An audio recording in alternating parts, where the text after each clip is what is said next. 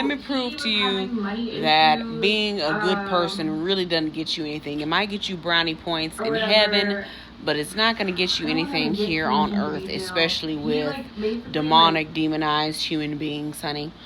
Let me prove it to you. Okay, so I come from a weird ass family, darling. And this is the most I probably shared on social media. I come from a weird ass family. My parents are unhappily married, 60 years plus, probably about 50 something years plus. Unhappily married, have never gotten along. My mother was a very bipolar, narcissistic type of person. She'll pit, I have two older sisters. She'll pit us against each other, withholding information from each other, playing both sides. Being fresh in one child's face and then going to the other and talking shit about the other one behind the other person's back. Oh, don't tell her this or don't do that. And you can't request anything of them, if you need help in these expensive days and times. You can't request anything of them. She'll only do for you what she wants to do for you. I requested, she was in a spending money mood, and she had requested, she was like spending money on me or whatever, and I'm gonna get whatever I'm gonna get because she was on the outs with my other sister. Those of y'all who have experienced a narcissistic parent will know what I'm talking about. She was on the outs with one of my other siblings that my dad was showing more attention to over her, so she's secretly in competition with her daughters. So she kicked that daughter to the curb and was like, I'm not helping you to do anything, blase, blase, blase, or whatever. And if my husband's going to support you, then damn him too. He should be treating me right, talking to me good and everything else. While she can do whatever she wants to do, but you got to treat her like a queen, So anyway, me taking my emotions out of the equation, because I used to wonder, what's so bad about me? Why nobody likes me? Why nobody loves me? What's wrong with me? Why they feel that way about me? Why they treating me like this? Why? Because I've always been the black sheep of the family. And I just decided, well, whatever, I'm just going to get what I can get and I'm going to move around. You know what I'm saying? Shit, fuck all the emotions and shit. I'm going to get whatever I can get that I can see and hold in my hand that's not going to be pissed out in the toilet or shitted out in the shitter. And I'm gonna get whatever I can get. So she spent all the money. I need a portable ice maker because the apartment that I'm currently living in doesn't have an ice maker in the refrigerator. I needed a portable ice maker. I had one, but it finally went out on me. Oh, I can't do that. My mother was like, I can't do that. I can't buy that for you or whatever. But she ended up buying me $107 rug. So anything I request, just to make that clear, anything I request that I want done, she's not going to do. She's going to do what she wants me to have. So I can't request anything specifically or any specific amount of money or anything like that. They're decently well off. My dad's near retirement, and my mother's at retirement age. They've worked their whole lives. We live in a middle class suburban area or whatever. In what we consider the suburbs. I never grew up in a ghetto or anything like that. So, okay. Yeah. But, my middle sister, whatever, she was more like of the troublemaker, the worst off one, I would say. Maybe they would say by statistical purposes, worst off one. Got in over her head, got in a luxurious apartment that she couldn't afford, got a nice car that she couldn't afford, and eventually, like all things, that stuff falls off, so you'll have to struggle and lose everything, and then you need to be able to build yourself back up. So she tried to build herself back up, living with my parents or whatever, called the cops on them probably one time or whatever, but then they kicked her to the curb, and then she needed to go back over there, and they let her back over there. She got the most amount of money off of my parents. But me, who's always done things by themselves, or if I was with a man in a bad situation or whatever, I had to figure stuff out on my own. If I went back with my parents, they invited me to go, but come back home.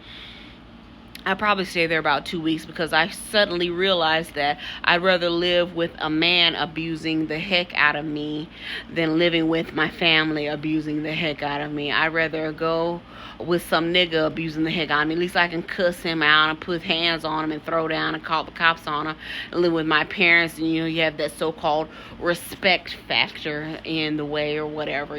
So I was like, and then you reliving all that trauma that you had from your childhood, from living in a negative, toxic environment, and always walking on eggshells and living life on a emotional roller coaster and such and such. So I decided, in some of my relationships or whatever, if that had gone bad, I've only had 2 relationships in my life because I don't play with that fucking shit. I mean, if we down together, we down together. If we up together, we up together. I'm a ride or die type of chick, but I thought, I discovered that riding or dying it meant exactly that, riding and dying. So, I'll never do that shit again, and I'm past the age of marriage eligibility in my mind because I'm so old now. It's like I'm set in my ways and I'm used to being alone. I'm used to not being carefree and living how I want to live. I don't want to cook you any dinner. I don't want to figure out what we're going to eat. I don't want to figure out what we going to do, or figure out if you're cheating, or who you're texting in your phone, or who you're following on social media, and how you make me look bad in front of the world to people I don't even know, and what your mom thinks about me, what your sisters think about me, what your cousins think about me, what your stepchildren think about me, and if they like me or not. I'm just not doing it. I'm past that fucking age. I was at an age where I wanted to do that. I wanted to be involved and know people and everything. Now that I'm freaking almost 40 years old, it's like, bitch, I don't care anymore. If I made it past 35, honey, you ain't never got to worry about me again. I don't care. I'm past my prime. Used goods with my 2 relationships in my adult life that I've had. I'm used goods. I'm old. I'm bitchy, and I'm selfish, and I just don't want to do anything else. So I'm cool with that. So I've been dealing with that, and I've been celibate.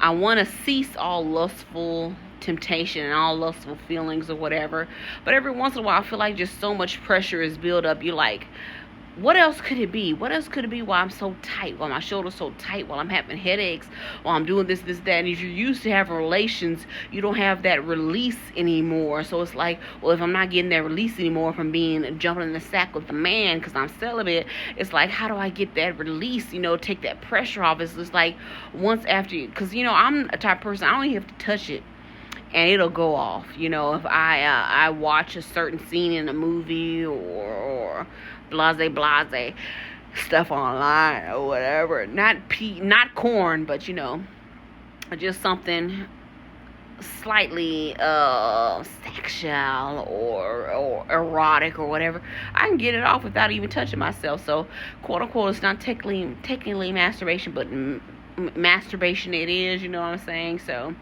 I'm trying to work past that and get past that to a point where I don't even do that anymore.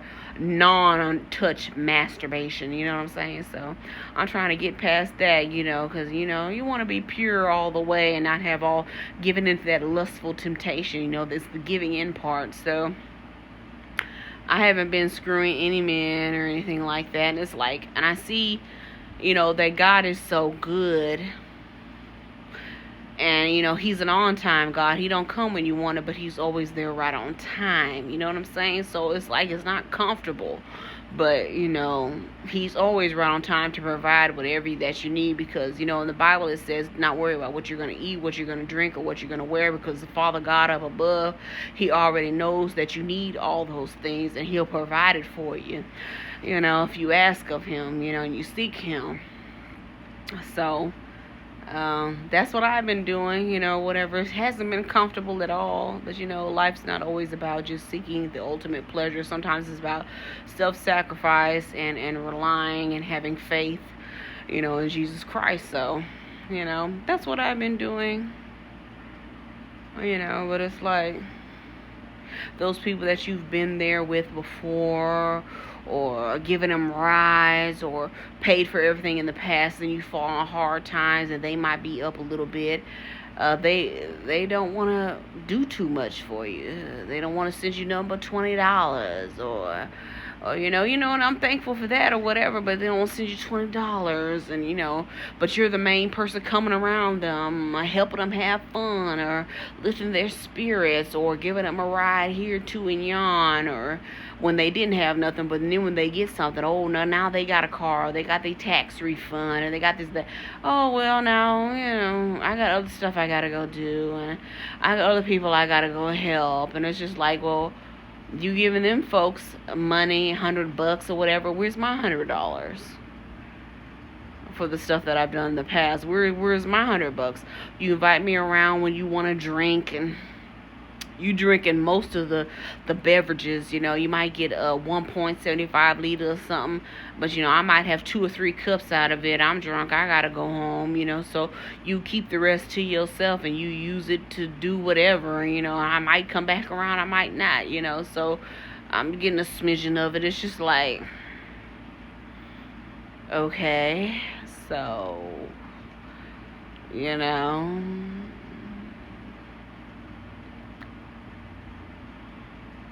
what did I get for my trouble? You know what I'm saying? What did I get for my trouble all the times? Picking you up and taking you here and there, and taking you grocery shopping, taking you doctor's appointments, and talking about family, taking you to doctor's appointments or what. Okay, well, you get, well, I'm going to help you if I can. I got a heart for helping people.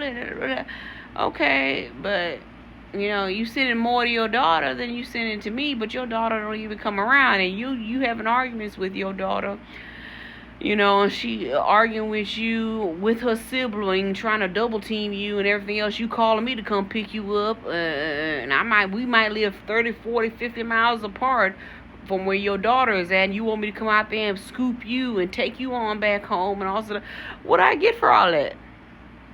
What do I get? Some expired food out your cabinet, a Whataburger or a Burger King burger every now and again, maybe some Popeyes every now and again, and some 3 cups of liquor, well, not even 3 whole cups, maybe 3 half cups of liquor, maybe a cup and a half that I measure out to, because you got to mix certain liquor with Coke, so I get that. You don't never come over to my house, but I'm always going over to yours. But you have a vehicle since you done came up or whatever, so now I don't have to take you nowhere anymore.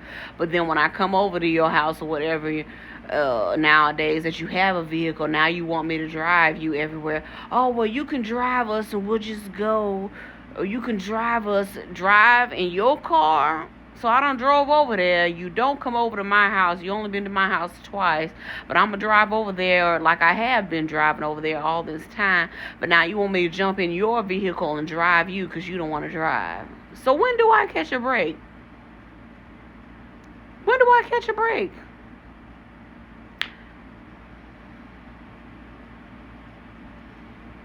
And, certain siblings or whatever, well, I don't want to pay. You calling me talking about your problems and shit about, paying $1,800 to get your hair done.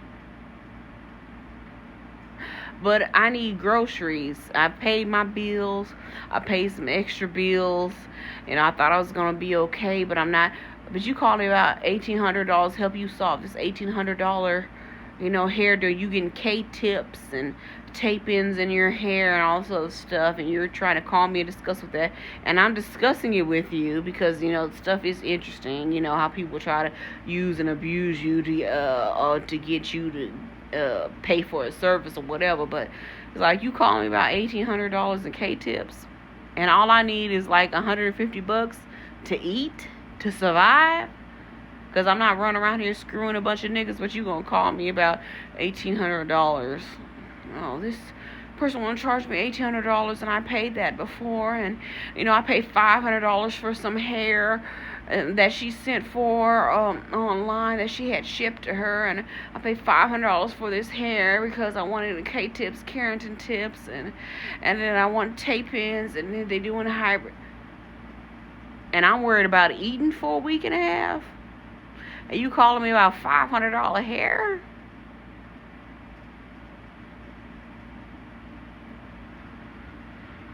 And I'm the only one out of our siblings who you talk to. The other sister, she done gone off and cut everybody off or whatever. As she should, because such stuff that she's gone through with, my parents or whatever. She treated them the worst, but they spent the most on her. Oh, because she has kids. Okay, kids that she didn't even want, kids that she was trying to get rid of. But I don't have kids, so you telling me I'm being punished because I don't have kids? I can't call and request anything. You're only going to do for me what pops into your mind, and anything that you're giving me has an ulterior motive because you're using it to get back at somebody else or get revenge on somebody else. Say my father doesn't really care for me too much and she's at odds with him because he wanted to help my middle sister or whatever, and she was jealous of the attention and the help that he was trying to give to my middle sister, so she turns around and gives me stuff, just to spite him, to set him off. I'm just going to use his money, or I'm just going to use it, and I'm going to do for you, because we did for me, for this other, your middle sister, we did that for her, or whatever, we ain't done nothing for you, you're the child we spent the least on, and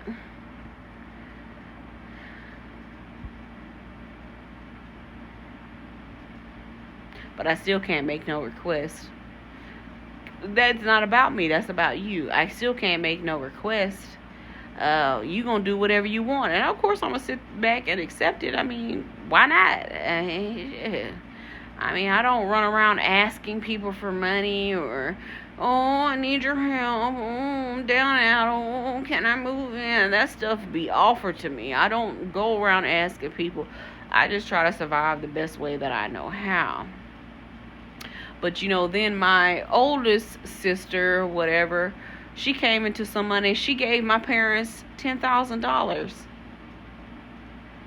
So, you didn't think to call those who are less fortunate, who didn't have any of my parents, that worked their whole lives, have been well off, always lived in the suburbs, always been middle class or upper middle class, always had paid off vehicles, nice vehicles, always work good jobs, whatever. You gonna give them $10,000? $10,000 would be life-changing for me. But then when I tell you, the same person that gave my parents $10,000, hey, well, I need a little bit of groceries, to survive. I done paid off a bill or whatever, and it was unexpected thing I had to do, and I did it or whatever. But now I don't have money for groceries. It lasts me about a week. I'm talking about 100, maybe $150. Oh well. I'll call you back. Oh well, I ain't got it. Oh well, what's going on with you? But you called me, wanted me to mentally brainstorm something with you about putting $1,800 of hair in your head, or labor and hair, and $500 worth of hair, but you won't give me $150. I'm not saying I'm the type of person that's not going to pay you back. I always pay back. Even if this same person $20, I'm telling you, I'm going to pay you back, because I feel like some sort of resistance when I be like, can I have $20 or whatever to assist me with gas so I can get back and forth to work, not to go trick off or go buy a cheap bottle of liquor with some gas to get me back and forth to work. I'm a little short, I done took care of a couple of things, and now I'm a little short. Okay, well, when you gonna pay it back? Yeah, alright, okay, yeah, you just pay me back then. And of course, I'm not gonna be a person that's not on my word, because I feel like if I don't offer to pay it back, that I'm not gonna get it. So of course I'm gonna offer it. Well, hell, yeah, I'll pay you back on this date or whatever. See if they're gonna give it to me or not, because I feel like that puts extra incentive on them to give me the little $20, because if not, I feel like they wouldn't give it to me any fucking way. But you'll give $10,000 to someone who doesn't even need it, who's worked their whole lives, has a stacked 401k. You know the boomers that have the money, the house that's paid off, or about to retire, still getting their Social Security, still eligible for that. You're gonna give them $10,000, but me $150 just to survive on some food, and I probably gonna have to pay it back. You be like, well, let me call you back. I gotta put $1,800 or $500 worth of hair in my head. Let me call you back. I'm at the nail shop 2 or 3 times a week getting my pedicure and my nails done. But you call me and ask me for something, or you less than. Oh no. I'll call you back. Let me see.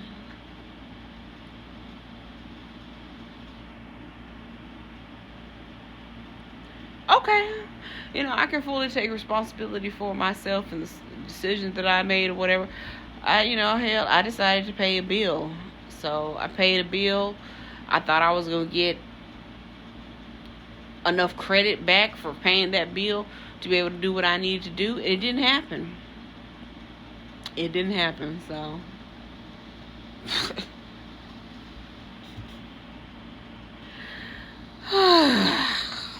Dynamo.